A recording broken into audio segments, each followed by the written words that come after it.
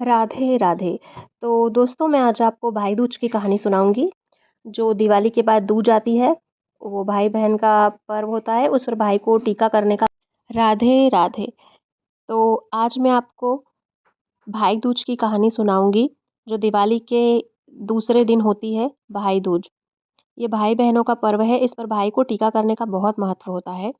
तो मैं कहानी सुनाती हूँ। एक बार की बात है, भगवान सूरज नारायण की पत्नी का नाम छाया माता था।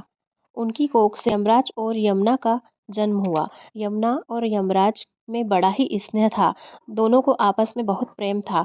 वह उनसे बार बार निवेदन करती कि अपने इष्ट मित्रों सहित मेरे घर पर आओ और भोजन करो। अपने कार्य में हमेशा व्यस्त रहने के कारण यमराज उनकी बातों को टाला करते थे। लेकिन कार्तिक शुक्ल की दूज का दिन आया। यमुना ने उस दिन फिर से यमराज को भोजन के लिए निमंत्रण दिया और निमंत्रण देकर अपने घर पर आने के लिए वचनबद्ध कर लिया। यमराज ने सोचा, मैं तो प्राणों को हरने वाला हूँ।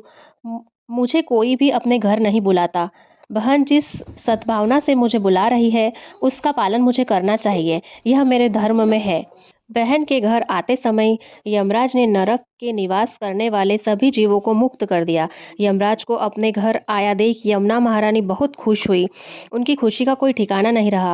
फिर यमुना महारानी ने स्नान कर कर भोजन बनाया, व्यंजन बनाए, अनेक तरह के पकवान बनाए और उन्हें भोजन करवाया। यमुना द्वारा किए गए आतिथ्य को देखकर यमराज बहुत प्रसन्न हुए और अपनी बहन से कहा कि मुझसे वर मांगो। यमुना ने कहा, भैया मुझे आप प्रतिवर्ष इसी दिन आकर मेरे घर पर भोजन करें। मुझे और कोई वर नहीं चाहिए। मेरी तरह जो भी बहन इस दिन अपने भाई का सादर सत्कार करे, उसे टीका करे, उससे तुम्हारा भय न हो। यमराज ने तथास्तु कहकर यमुना को अमूल्य वस्त्र आभूषण देकर यमलोक की राह ली।